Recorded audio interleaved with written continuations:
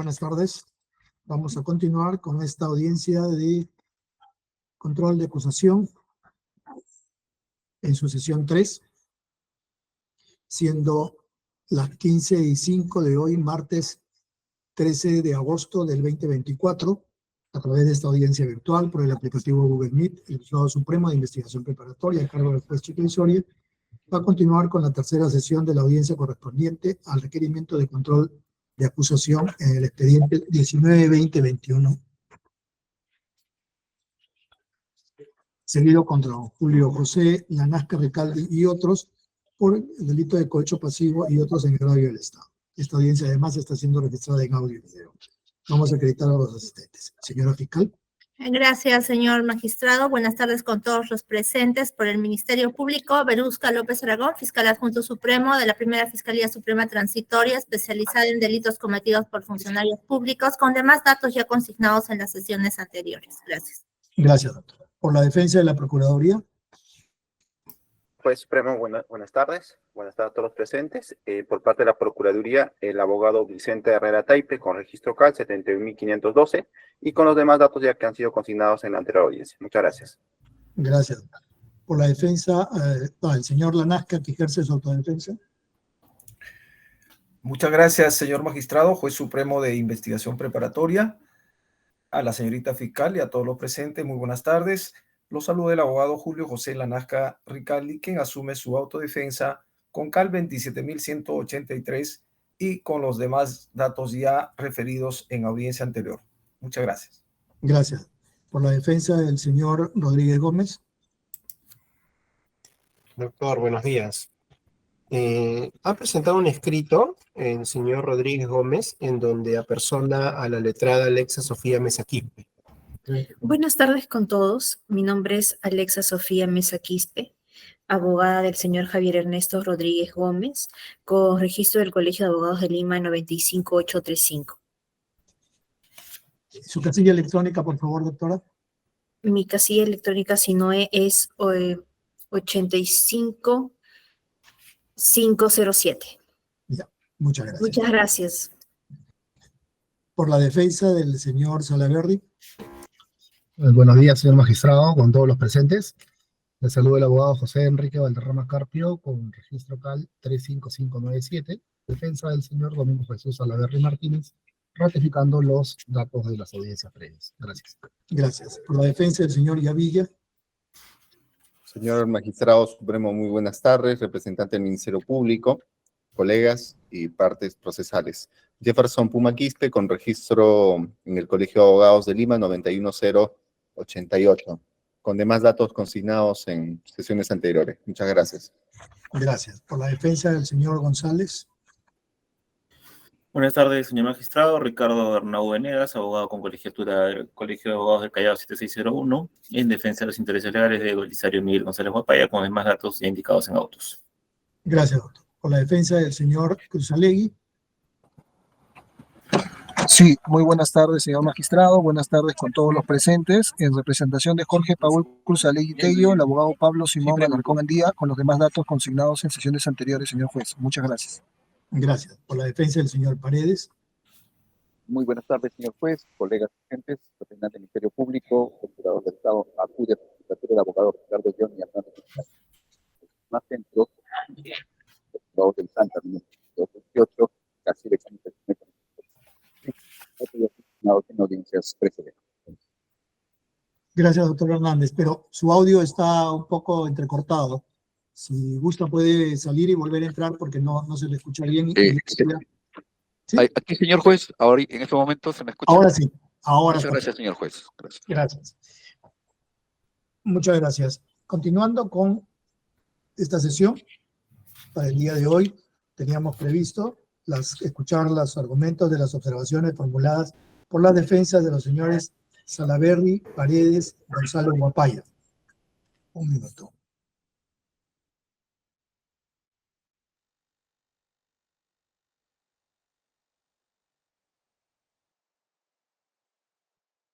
Vamos a ver cómo nos da el tiempo, a ver si podemos llegar hasta el señor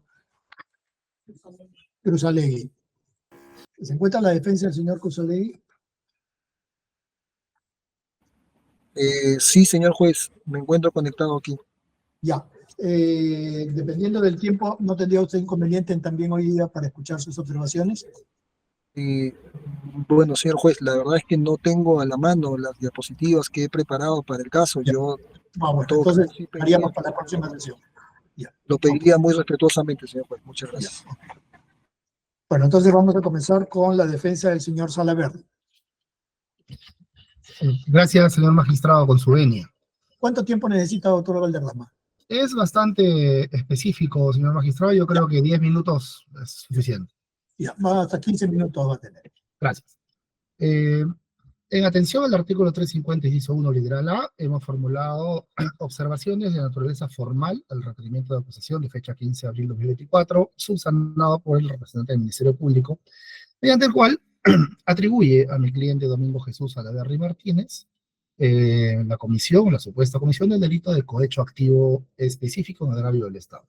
Esta argumentación, señor magistrado, la hemos estructurado desde dos perspectivas.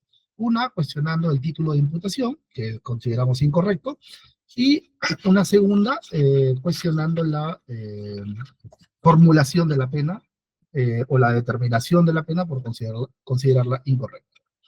La primera versión o la primera construcción de este cuestionamiento formal, partiendo siempre desde el cuestionamiento a una correcta tipificación, usted ha escuchado al representante del Ministerio Público que la atribución de la comisión de cohecho activo específico a mi cliente se subsume, digamos, a lo que ellos han determinado por el hecho 1, ¿no? Es decir, la supuesta entrega o viabilización de una entrega de $10,000 a un juez del Callao, al doctor Lanasca.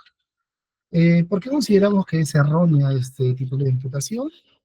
Por los siguientes argumentos.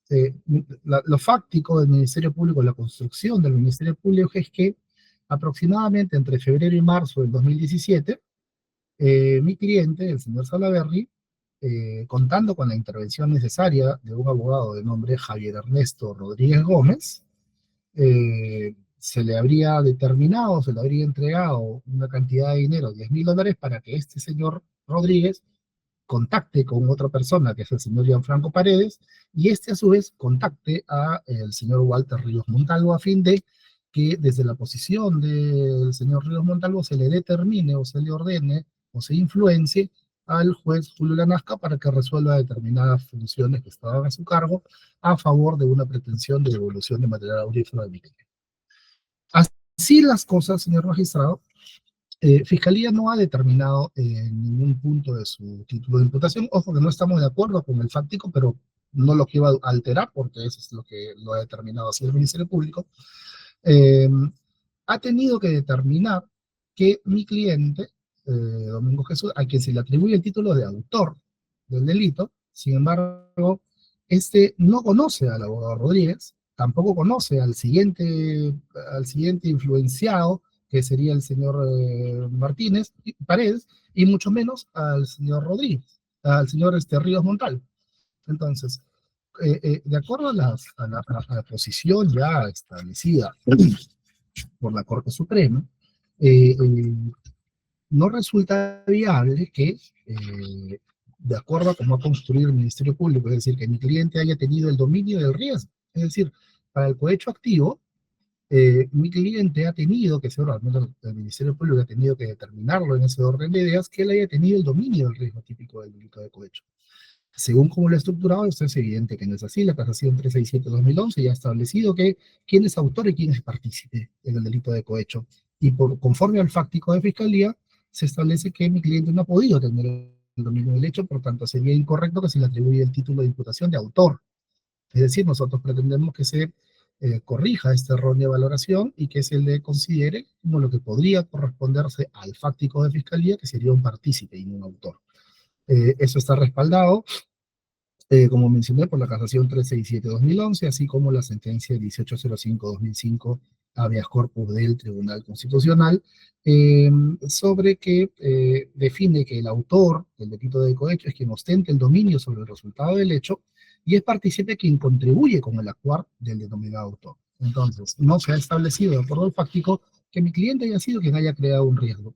o ha tenido que o crear el riesgo o determinar al abogado Javier Rodríguez para que haga determinada acción. Y eso no se ha establecido así.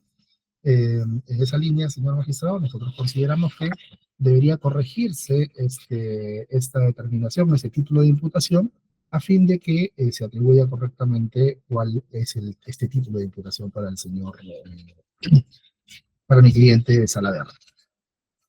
¿Por qué esto es importante, señor magistrado? Y ya me aparto del táctico del Ministerio Público, porque en los elementos de convicción que ha aportado la Fiscalía, el único abogado con el que se ha mantenido comunicación, que ha sido el abogado personal del caso, que ha sido el abogado con el que tenemos tráfico de llamadas, es el abogado Kemper.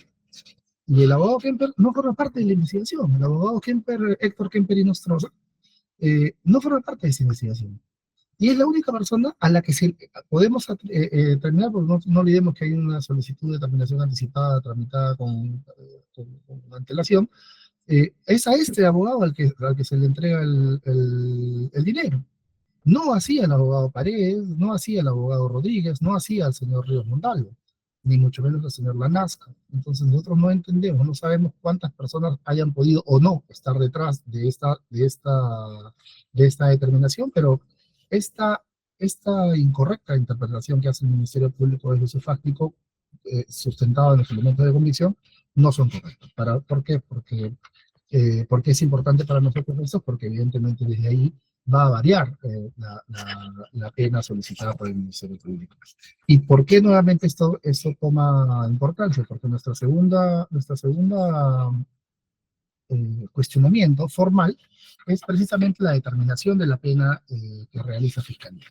Y Fiscalía comete un error que seguramente lo va a corregir, porque es un error bastante tangible.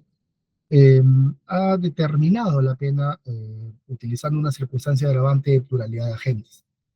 Y esto ya ha sido superado largamente por la doctrina no solamente, sino por pronunciamientos de la Corte Suprema, que no se puede, los delitos de encuentro, no se puede determinar una doble valoración en perjuicio de mi cliente. Es decir, ya el delito de encuentro engloba la participación de más de una persona y esa circunstancia agravante posterior no puede ser utilizada en nuestra contra para agravar aún más la conducta. Entonces, dado que la pena oscila, o estos tercios oscilan entre 5 y 6 para el inferior, 6 y 7 para el intermedio y 7 y 8 para el superior, Fiscalía ha situado en el tercio intermedio utilizando esa circunstancia agravante de manera irregular, creemos, modestamente. Por ello es que nosotros solicitamos que en ese extremo también se corrija esta determinación de la pena desde el tercio intermedio y se sitúe en el lugar correcto, que sería el tercio inferior entre 5 y 6 años. Esta es la posición de esta defensa, señor magistrado, que atento a cualquier réplica o dúplica que se despacho por él. Gracias, doctor. Vamos a escuchar los argumentos ahora de la defensa del señor Paredes. Muchísimas gracias, señor juez. ¿Se me escucha? Sí, perfecto. Muchísimas gracias, señor juez. Esta defensa pública en representación del señor Paredes como defensa necesaria planteó observaciones tanto a la acusación formal planteada por el Ministerio Público como a la integración de la acusación que se nos remitió a través de su despacho. Con respecto a lo que es la acusación, presentamos observaciones a la acusación fiscal por defectos formales, observación inadecuada por la determinación de la pena, se formuló observación a las pruebas ofrecidas por el Ministerio Público, y con respecto a la integración, señor juez, por donde vamos a iniciar, se observó el título de imputación por el cual el Ministerio Público integró dicha acusación. ¿Por qué razones, señor juez? Porque el Ministerio Público, dentro de su integración que nos trae a los acusados, en este caso mi patrocinado, separa un hecho en dos momentos. Señor juez, es así, tal cual se va a narrar. En un primer momento se manifiesta lo siguiente, que había transmitido a Walter Ríos Benigno la propuesta de beneficio consistente en $7,000 americanos por el ejercicio de sus influencias sobre el juez suplente tercer juzgado especializado en lo penal Callao, Julio José Lanasca Ricaldi, para que se diera celeridad al trámite de los expedientes. Califica el segundo momento que habría prestado apoyo a Walter Benigno Ríos Montalvo, presidente de la Corte Superior de Justicia del Callao, en la invocación de influencias ante el abogado Javier Ernesto Rodríguez Gómez, recibiendo como beneficio la suma de $3,000 americanos, que forma parte de los $7,000 americanos que se entregó a Walter Benigno Ríos Montalvo, dinero que era parte de los $17,000 y seguidos. Se le imputa a Gianfranco Martín Paredes en relación al primer momento, el hecho número 1, que se le atribuye que de manera alternativa al delito contra la administración pública en la modalidad de tráfico de influencias agravado, previsto en el artículo 400, y segundo párrafo del Código Penal, por ser presunto cómplice de Javier Ernesto Rodríguez Gómez del delito de la administración pública en la modalidad de cohecho, activo genérico previsto en el artículo 397, primer párrafo. Y en un segundo momento, haber prestado a Walter Benigno Ríos Montalvo, presidente de la Corte Superior de Justicia del Callao, en la invocación de influencias ante el abogado Javier Ernesto Rodríguez Gómez. Es esta la imputación que en su integración presenta el representante del Ministerio Público. Esta defensa, señor juez, exige que el representante del Ministerio Público frente a esta integración no sea delimitado, señor juez, y vamos a referirnos específicamente al espacio temporal. ¿Por qué razones? Porque nos está dividiendo, nos está fragmentando un solo hecho en dos. ¿Y cuál sería la importancia, señor juez, de delimitar la existencia? ¿Por qué del espacio temporal? Porque nosotros podríamos delimitar, señor juez, si realmente nos encontramos frente a un concurso real, como lo menciona el representante del Ministerio Público, o un concurso ideal heterogéneo. Señor juez, se parecen, pero no es lo mismo. Concursos real son en tiempo y acciones separadas. La finalidad es distinta, señor juez. Por ejemplo, señor juez, en un primer momento uno puede conseguir un arma de fuego en forma ilícita y la finalidad es obtener el arma, pero ¿qué resulta? Que hay un segundo momento e inesperado donde posiblemente se produce una gresca y utiliza el arma matando. Podría haber aquí un concurso real de delitos. Un concurso ideal heterogéneo, señor juez, se parece, es un hecho con dos momentos, pero estos dos momentos tienen que ver con la finalidad, señor juez. Y de acuerdo a lo que esta defensa entiende, aquí existe solo una finalidad, presuntamente de acuerdo a la imputación fiscal. Motivo por el cual, señor, bajo el contexto de la falta de limitar el espacio temporal, el Ministerio Público, señor juez, estaría obligado, bajo el contexto del artículo 349 del Código Procesal Penal, numeral 1, literal B, establecer el hecho imputado con sus circunstancias precedentes, concomitantes y posteriores, por la razón, señor juez, que lo ha delimitado en hechos independientes, porque de un solo hecho nos está presentando dos hechos en concurso real del delito. Y al distribuirse o fragmentarse en dos hechos encubiertos o como momentos, como más debidamente tipificados, tal cual lo menciona en su integración, estaría obligado a decirnos a la defensa cuáles son los elementos de convicción de cada hecho por separado para el ejercicio de una debida defensa y así el investigado conozca de qué se va a defender. Entendiendo que si es un solo hecho en dos momentos, estaríamos entre un concurso ideal heterogéneo o un concurso real de delitos en dos momentos, o de repente no nos encontramos frente a un concurso real de delitos o delitos continuados, señor juez. En cuanto al agravante que mencionan los colegas que me han precedido, nos vamos a adherir, dado que si bien es cierto el hecho concreto de que se nos acusa que seremos parte de un conjunto de personas, también nos agravaría. Solo por estas razones, señor juez, debería ser devuelta la carpeta a la Fiscalía para que ésta pueda estructurar correctamente su acusación con el hecho 1, dándonos una tipificación correcta y elementos de convicción y el espacio temporal, señor juez. El hecho 2, una correcta tipificación, elementos de convicción y el espacio temporal. Y así su judicatura igualmente podría realizar un saneamiento procesal correcto, porque lo que está sucediendo, señor juez, la representante o el representante del Ministerio Público está tratando de salir a pescar y traería complicaciones en la etapa de juicio oral, como ya se viene observando en otros procesos. Pues, con respecto, señor juez, al espacio que se menciona, con respecto a lo que es ya la observación que hemos presentado, con respecto a la acusación formal, si bien es cierto, se presentó con respecto al nombre, con respecto a que no se ha consignado la profesión, nombre y apellido de padres, la cónyuge, nombre y apellidos de los hijos.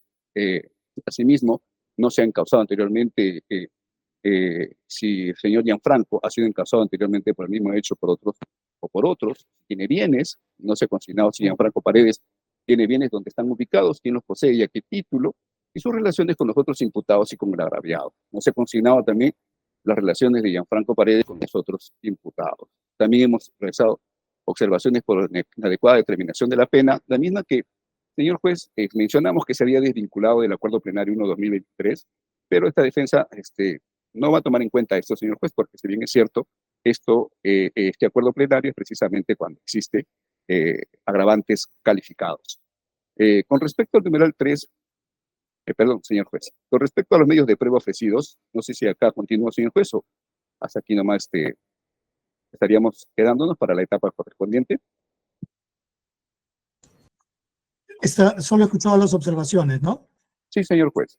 Y a lo siguiente me parece que apunta a medios de prueba. No, señor juez, también nos hemos opuesto a lo que es los medios de prueba, señor juez, Ya, por eso, presentado por el Ministerio Público. los medios de prueba, sí. en Ya, medios de correcto. Entonces paso a detallar, señor juez. No, la no, no, siguiente- ¿Ya no? No, los medios de prueba los vamos a ver después porque En su momento. solamente estamos viendo observaciones formales. Correcto, señor juez. Eso es todo con respecto a la defensa del señor Gianfranco Paredes, solicitando que su judicatura devuelva a la representante del Ministerio Público la acusación e integración, porque precisamente nos agravia, señor juez, porque no estaríamos frente a una imputación clara, precisa, suficiente dentro del espacio temporal, que es lo más importante que se desconoce, señor juez, frente a la imputación de repente del Ministerio Público, que nos da unas fechas entre abril, entre mayo, junio, señor juez, que prácticamente no delimitaría de forma exacta los dos momentos en los cuales, como se mencionó, si estaríamos frente a un concurso real, un concurso ideal o un delito continuado, señor juez, para poder defenderse correctamente ante el momento que llega el juicio oral, señor juez. Muchas gracias. Ok, gracias a usted. La defensa del señor González Guapaya. Buenas tardes, señor magistrado. Tiene uso de la palabra. Muchas gracias, señor magistrado. Vamos a hacer una exposición bastante breve y específica, ¿sí? Esta defensa ha solicitado el sobreseimiento de la acusación propuesta contra mi patrocinado, ha formulado observaciones formales tanto al requerimiento original como al requerimiento integrado que la Fiscalía ha presentado, y vamos a explicar brevemente por qué nos oponemos. Lo primero que tenemos que explicar, señor magistrado, es que mi patrocinado en ningún momento de esta investigación ha corroborado o ha siquiera tenido la oportunidad de responder si estuvo presente o no en la reunión que se supone se generó en el despacho de la presidencia de la Corte Superior de Justicia del Callao, y dos, en un aparente almuerzo que se organizó para beneficiar al traficante de influencias, que ni siquiera ha sido identificado hasta el momento. A partir de esto, es que esta defensa se pregunta cómo podría la Fiscalía determinar, identificar o corroborar su teoría, ¿no? Esto sería por elementos periféricos. Pero esos elementos periféricos no están de manera clara determinados en el requerimiento fiscal. Al respecto, señor magistrado, vamos a comenzar por leer lo que dice en su punto 5, literal, el requerimiento acusatorio, ¿no? Dice: el gerente general de transporte urbano de la Municipalidad Provincial del Callao convenció a Walter Benigno Ríos Montalvo, ¿no?, bajo la promesa de entrega de donativos consistentes en invitaciones o agasajos o almuerzos. De la carpeta fiscal, señor magistrado, y del requerimiento específico, no se observa que el colaborador hubiera indicado que esta conversación se produjo en esos términos. Esta es una fórmula, ¿correcto? El derecho tiene letras, pero finalmente es una ciencia, y en esta ciencia nosotros, los abogados, los fiscales, las autoridades, debemos construir una teoría, y eso no lo hemos reflejado en el requerimiento. No se sabe cuál fue la promesa, no se dice cómo se determina que mi patrocinado habría estado en esta oficina. De hecho, si uno revisa los testimoniales que la propia Fiscalía adjunta a su requerimiento, no se indica con qué elementos se estaría corroborando que mi patrocinado estuvo presente en esa primera reunión, ¿sí? Entonces, solo por eso esta acusación ya adolece de coherencia y de una motivación adecuada, porque el argumento fáctico que nos lleva a analizar si estas personas estuvieron allí o no, no es claro. No solo eso es lo que hemos observado, señor magistrado, sino que además la Fiscalía primero nos dice en su acusación original, ojo, que mi patrocinado determina, es decir, él es instigador. La pregunta es: ¿de quién es instigador? Porque quien comete el tráfico no es él, de acuerdo a lo que dice la propia acusación, sino el señor Walter Ríos. Entonces, si Walter Ríos comete el delito de tráfico al, entre comillas, determinar a otra persona a tener un pronunciamiento judicial, en esta construcción en la que hay varias partes involucradas, ¿dónde entra el señor Cruzalegui, que se supone es el beneficiado final? Es decir, no ha explicado a la Fiscalía cómo se produce este flujo ¿sí?, de instigaciones aparentes, ¿sí? Y sin eso nosotros no podemos comenzar a atacar sustancialmente este requerimiento. Es decir, yo instigué para que otro instigue, o yo tuve la posición de interés de ofrecerme como instigador, o el señor Walter Ríos se ofreció solo, o de repente el señor Walter Ríos tenía otros intereses. No sabemos tampoco porque no vemos que a este señor se le haya incluido en la carpeta. Tampoco tenemos su dicho realmente. Tenemos solo la versión de un colaborador que evidentemente tiene interés en el caso, lo desconocemos, pero esa sola versión es la que nos lleva a mover el aparato judicial para llegar hasta esta sede de acusación, ¿no? Entonces, ¿quién determina a Belisario Miguel González Guapaya para que, entre comillas, pueda realizar esta instigación de tráfico de influencias? Es decir, hay un instigador del instigador para que éste determine a otro. Todo eso la Fiscalía no lo ha dicho con claridad, ¿sí? Además, lo más importante en esta fórmula jurídica, señor magistrado, ¿dónde está el determinado, el convencido, ¿no? ¿Cómo se le convenció? ¿Qué tenía en su poder mi patrocinado para convencer, entre comillas, al presidente de una corte para que haga algo así, ¿no? Continuando con esto, señor magistrado, y con las observaciones originales que hace esta defensa, es que nosotros además nos hemos topado con que la Fiscalía hace un requerimiento adicional. Y en ese requerimiento la Fiscalía dice, ok, de manera alternativa vamos a postular el cohecho. Pregunto, señor magistrado, yo mismo me respondo, ¿el cohecho y el tráfico de influencias son delitos conexos? Es decir, ¿se pueden argumentar ambos en una sola teoría criminal? Porque en uno estamos hablando de que se convence, se determina, y en el otro se prometen y se ofrecen cosas. Son delitos distintos. ¿Cómo yo puedo incluirlos? De hecho, señor magistrado, la Corte Suprema nos ha dicho en algunas jurisprudencias, permítanme, ahorita voy a encontrar el número de jurisprudencia, se me acaba de borrar, perdóname, pero le voy comentando. La Corte Suprema nos ha dicho, señor magistrado, que para integrar una acusación, ¿sí? Se requiere tener algunos requisitos, ¿correcto? Es decir, estamos hablando de algo muy similar al concurso, como dijo la defensa que me precede, y es que si nosotros tenemos más de una calificación jurídica para los mismos hechos, el fiscal puede, en efecto, alternativamente pedir una sanción distinta, ¿no? Una imputación que tiene los mismos ingredientes. Y en este caso no es así. No se comparte esa teoría de imputación. Y lo más importante, señor magistrado, no se nos ha dado el derecho de defensa sobre el delito de cohecho. Y es que desde el año 2021, cuando se incorpora mi patrocinado a esta investigación, hasta la fecha, nunca se invocó este delito en la resolución, perdón, en la disposición de formalización de investigación preparatoria, ni tampoco se amplió la investigación preparatoria por estos extremos. ¿Cómo es entonces que un día antes la Fiscalía pretende integrar esta acusación y, peor aún, quiere hacer prevalecer su dicho en el extremo de que no habría un cambio sustancial en la acusación? ¿Cómo no puede ser sustancial, señor magistrado, que nos cambien la teoría y título de imputación?